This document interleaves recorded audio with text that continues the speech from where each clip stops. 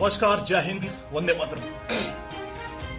भाई आज 5G के बारे में बहुत सारी अफवाहें फेसबुक पे उड़ रही हैं। 5G ने देश को बर्बाद कर दिया है, विश्व को बर्बाद कर दिया है। बहुत सारे लोग हैं जो 5G का समर्थन कर रहे हैं। ये वो लोग हैं जो फेसबुक का ज्ञान लेके आते हैं, जो व्हाट्सएप यूनिवर्सिटी में पढ़े हुए लोग हैं, जो तर्क देते हैं कि भैया जापान में 7G चल रहा है, इटली में, फ्रांस में चल रहा है, ऑस्ट्रेलिया में चल रहा है, वहां तो परिंदा भी नहीं मरा। फिर अचानक ऐसा क्या हुआ कि भारत के अंदर 5G का तांडव मचा हुआ है। साफ साफ क्लियर कर देना चाहता हूं, बहुत सारी रिसर्च करके आया हूं भाई, आप सब लोगों के लिए बहुत शानदार वीडियो है। 5G वास्तव में भारत के लिए बहुत खतरनाक है। ध्यान रखिए, 5G वास्तव में भारत के लिए बहुत खतरनाक है। 5G से कोरोना नहीं होता, यह कंफर्म बात है। 5G में जो इलेक्ट्रोमैग्नेटिक पार्टिकल्स हैं, यानी जो वेव तरंगें, जो वेब रेडियो पार्टिकल्स हैं, वो बैक्टीरिया को या वायरस को कैरी नहीं करते। बैक्टीरिया नहीं फैला सकते, वायरस नहीं ले सकते। तो यह बात क्लियर है कि कोविड 5G कारण नहीं हो रहा है। लेकिन भाइयों, अगर मैं आपसे कहूं कि 5G के कारण कोविड से भी खतरनाक स्थिति पैदा होगी, तो शायद आप चौंक के हिल जाएंगे।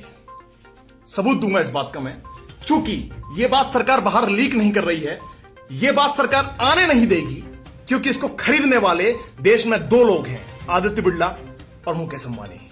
और ये वो दो लोग हैं जो सरकार को डायरेक्टली फंड करते हैं, जो सरकार को इलेक्शन के लिए कैंपेन करते हैं। पर भैया, जैसा कि मैं न रुकता हूं ना झुकता हूं, मैं इनका पर्दाफाश करूंगा कि 5G इलेक्ट्रोमैग्नेटिक रेडिएशंस, ये रेडिएशंस कितनी खतरनाक हैं ह्यूमन बॉडी के लिए, ये मैं आपको आज साबित करूंगा। तो भैया स्टार्ट करते हैं। 2003 के अंदर 3G आया। ये 3G आया जिसकी फ्रीक्वेंसी बहुत कम थी, मतलब MB में नापी जाती थी इसकी फ्रीक्वेंसी। भाई साहब आपने सुना होगा, अगर नहीं सुना होगा तो जरा गूगल सर्च करके देखिए, Amar Ujala, Dainik Bhaskar, times of India को नहीं, क्योंकि ये वही छापेंगे जो ये अमीर ज्यादा छप बनना चाहते हैं। मैंने भी सोचा, मैंने भी अमर उजाला के पढ़े, मैंने भी हिंदुस्तान टाइम्स पढ़ा, सब कुछ पढ़ा, इसमें सब कुछ साफ साफ अच्छा लिखा आ रहा है। फिर मुझे दिमाग आया कि भैया ये तो बिके हुए बिकाऊ मीडिया है, भांड मीडिया है, कल को मैं पैसा दूंगा, मेरे को शक्तिमान बताएगी। फिर मैंने रिसर्च की जनरल्स में, बाहर के जनरल्स में, लंदन की यूनिवर्सिटी के जनरल मैंने पढ़ा, और तब ज्ञात हुआ मेरे को कि जब 3G आया था भाई साहब, तब आपको याद होगा, ये अफवाह फैली थी या सच था पता नहीं, कि जितने भी गिद्ध थे, वल्चर, गिद्ध खत्म हो गया अचानक। क्योंकि गिद्ध का बहुत सेंसिटिव हार्ट होता है, दिल होता है, जो उड़ते हैं, बहुत बड़ा पक्षी होता है। भाई साहब ये अचानक हमारी संस्कृति से, हमारी धरती से गायब हो गया, क्योंकि 3G रेडिएशन इतना ज्यादा था कि उसने उसके दिल पर डायरेक्ट अटैक किया।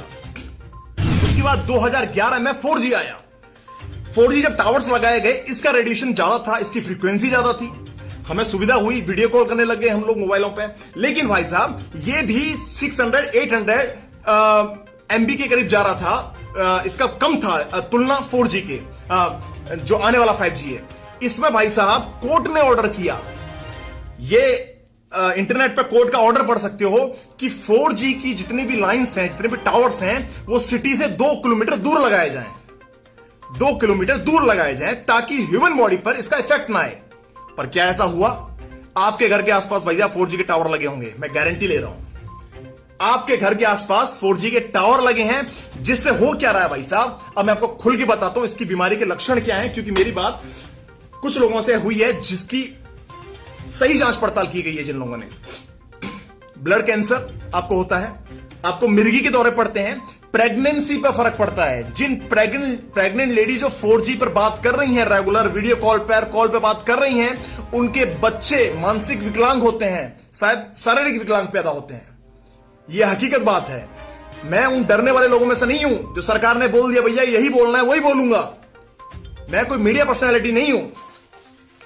शायद लाइट यहां की चली गई है, लेकिन फिर भी मैं जारी रखूंगा। दूसरी बात, 1.8 वाट प्रति किलोग्राम के हिसाब से फ्रीक्वेंसी छोड़ी जा रही है। उसके बावजूद भी 5G की रेडिएशन में जमीन आसमान का फर्क आएगा। अब मैं उन लोगों की बात कर दूं जो ये कहते हैं भैया पहले से 5G चल रहा है, अमेरिका में पहले से 5G चल रहा है, जापान के अंदर। उनकी बातों का खंडन मैं किस तरह कर सकता हूं कि भैया जापान को जो घनत्व है, यानी वहां जो पर स्क्वायर किलोमीटर पर जो आदमी रहते हैं वो बहुत कम रहते हैं। हिंदुस्तान की आबादी बहुत ज्यादा है, यहां का घनत्व बहुत ज्यादा है, वकायदा यहां पर टावर्स ज्यादा लगाने की जरूरत है। और मैं आपको बता दूं कि हिंदुस्तान में क्या डील हुई है, क्या समझौता हुआ है, क्या संधि हुई है इन अरबपतियों के बीच में, क्लियर बता देता हूं। मुकेश अंबानी ने यानी जियो के मालिक ने 57,000 करोड़ 57,000 करोड़ रुपए में 5G स्पेक्ट्रम को खरीदा है। अभी किससे खरीदा है आपको जानकारी होनी चाहिए इस बात की। भैया चाइना ही पूरे वर्ल्ड में मालिक है 5G केबल्स की। यह सत्यापित वर्ड्स के साथ कह रहा हूं, मेरी हर बात में सच्चाई है, बहुत रिसर्च करके आता हूं। हुवेई नामक की कंपनी जो चाइना की कंपनी है, उस कंपनी का आधिपत्य है, अधिकार है। वो अधिकार से भैया हमारे मुकेश अंबानी भाई साहब लेंगे 5G, और ये बता रहे हैं कि स्वदेशी कंपनी है। ये कोई स्वदेशी नहीं है, बाहर के लोगों से आधिपत्य लिया जा रहा है इंडिया में आप मालिक हो, इंडिया में आप मालिक हो, लेकिन है तो बाहर की कंपनी से ली हुई। अब दूसरी बात, 5G जब लिया जा रहा है तो उसमें कुछ इंटरनेशनल मानक निर्धारित किए जाते हैं कि आपको इतनी फ्रीक्वेंसी छोड़नी है। पर भाई साहब जितनी फ्रीक्वेंसी छोड़नी है वो है 1.8 वॉट। लेकिन भाई साहब होगा क्या, अगर 1.8 वॉट ही छोड़नी हुई तो हर आधे किलोमीटर में टावर लगाना पड़ेगा, जिसकी कॉस्टिंग ज्यादा आएगी, ज्यादा पैसा खर्च करना पड़ेगा, जेब से ज्यादा जाएगा। पर भाई साहब जैसा कि आप जानते हैं कि देश में होगा क्या कि सरकार इन मानकों को साइड कर देगी, अरबपति इन मानकों को साइड कर देंगे, अपनी मनमानी से टावर्स लगाए जाएंगे। जहां पर सिस्टम कहता है कि आबादी से इतना दूर टावर लगाइए, इतनी ही फ्रीक्वेंसी छोड़िए ताकि मानव जीवन पर कोई असर ना पड़े, जीव जंतु जीवन पर कोई असर ना पड़े। पर हो यह रहा है, जो टेस्टिंग अभी हो रही है, जैसे मड आइलैंड मुंबई के अंदर टेस्टिंग हुई, अभी टेस्टिंग बिहार जा रही है, दिल्ली के अंदर टेस्टिंग हुई। भाई साहब जी न्यूज उठा के देख सकते हैं, जी न्यूज में अभी आर्टिकल छपा था, बाद में उसको निकाल दिया गया। जब दिल्ली में टेस्टिंग गई तब जो मानक निर्धारित किया गया था 1.8 वॉट से 14 गुना ज्यादा फ्रीक्वेंसी पाई गई, 14 टाइम्स ज्यादा फ्रीक्वेंसी पाई गई। कहां पर, अक्षरधाम ब्रिज के पास। यानी भैया आप खिलवाड़ कर रहे हो, आप खिलवाड़ कर रहे हो, ह्यूमन लाइफ के साथ में खिलवाड़ कर रहे हो आप। मैं पूछना चाह रहा हूं भारत सरकार से, मैं पूछना चाह रहा हूं इंटरनेशनल अथॉरिटी से जो माइक्रोवेव रेडिएशंस को निर्धारित करती है, कि आखिर आप दखल अंदाजी क्यों नहीं करते हो इन भारत के उद्योगपतियों पर। मैं मानता हूं कि भारत सरकार को फंड जाता होगा, मैं मान सकता हूं कि कोरोना काल में इन्होंने बहुत दान दिया होगा, हजारों करोड़ दिया होगा, मैं मानता हूं इन्होंने गैस ऑक्सीजन सिलेंडर बहुत पहुंचाए होंगे। पर भाई साहब अपना प्रॉफिट निकालने के चक्कर में जो आप ह्यूमन लाइफ के साथ में खिलवाड़ कर रहे हो, मैं जानना चाहता हूं कि ह्यूमन लाइफ के साथ में इतना बड़ा आपने पंगा ले लिया, 4G के चक्कर में आधे जीव जंतु खत्म हो गए। जो लोग फेसबुक के ज्ञान देते हैं, व्हाट्सएप से पढ़ के आते हैं यूनिवर्सिटी से कि भाई 6G 7G चल रहा है, इटली में, फ्रांस में, अमेरिका में चल रहा है, लेकिन वहां के घनत्व के हिसाब से फ्रीक्वेंसी सेट है और बढ़िया है, वहां की सरकार ख्याल रखती है इस बात का। पर भाई साहब हमारी सरकार 4G के चक्कर में, अगर हमारी सरकार ने ख्याल रखा होता तो 4G के टावर्स हमारी आबादी से 2 किलोमीटर दूर होते, जो कोर्ट का आदेश है, सुप्रीम कोर्ट का आदेश है। भाई साहब 2 मिलियन पक्षियों की हत्या होती है, मैं नहीं कह रहा हूं, ये तो टाइम्स इंडिया का अखबार कहता है। 2 मिलियन पक्षियों की हत्या होती है इस 4G के रेडिएशन के कारण। कितने पक्षी मारे जाते हैं due to this 4G radiation, internet पर डालिए आपको रिजल्ट मिलेगा। तो 5G से क्यों नहीं होगा? अब ये जानिए 5G कितना हमारे लिए इंपॉर्टेंट होगा। 5G यानी 5th जनरेशन। जैसे कि आपके घर में एंड्रॉइड टीवी है कि आप अपने मोबाइल से कनेक्ट कर सकते हैं, व्हाट्सएप देख सकते हैं, नेटफ्लिक्स देख सकते हैं, उसी तरह से 5G एक आधुनिक बदलाव लाएगा हमारे जीवन में। जहां जहां 5G होगा, यानी आपके फ्रिज में 5G होगा तो वो आपके मोबाइल से खुल सकता है, आपके रेफ्रिजरेटर पर, क्या नाम है, एसी पर 5G होगा, आपकी आज्ञा से बंद हो सकता है। आपकी टीवी, आपके दरवाजे, आपकी लाइट्स, जहां जहां 5G होंगे वो आपके मोबाइल के इशारों पर काम करेंगे। बहुत आधुनिक हो जाएगा आपका घर। 5G ये दुनिया लाने वाला है, आनी चाहिए।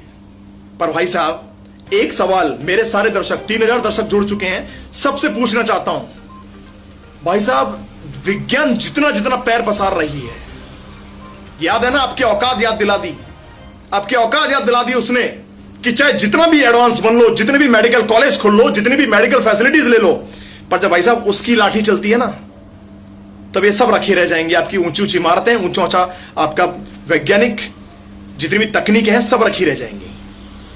कोशिश करते रहिए, आधुनिक बनिए, पर सांस्कृतिक पैमाने पर आपने पेड़ों को काट डाला। एक फोटो देख रहा था कि पेड़ों के कटे हुए तने लाइन से किसी गाड़ी में जा रहे हैं, और दूसरा फोटो देख रहा था कि लाइन से उन्हीं गाड़ियों में ऑक्सीजन सिलेंडर आ रहे हैं। भाई साहब, अगर हमने अपने पेड़ पौधों को नहीं काटा होता, ये जंगल सफाया करके इमारतें नहीं बनाई होती, तो आज शायद इस वातावरण में ऑक्सीजन की कमी ना होती। मैं पूछना चाहता हूं इन सब लोगों से, 3-3.5 हजार लोग जुड़ चुके हैं, कि भाई साहब क्या हमारे पास में लाइट नहीं थी, क्या पंखा नहीं चलता था, तब क्या हम जिंदा नहीं थे? क्या हमारी डिलीवरी हॉस्पिटल में होती थी आदिकाल से? जैसे जैसे जमाना बदला, जैसे जैसे हम आधुनिक होते चले गए, भाई साहब आज एसी ना चले तो बंदा मरने लगता है।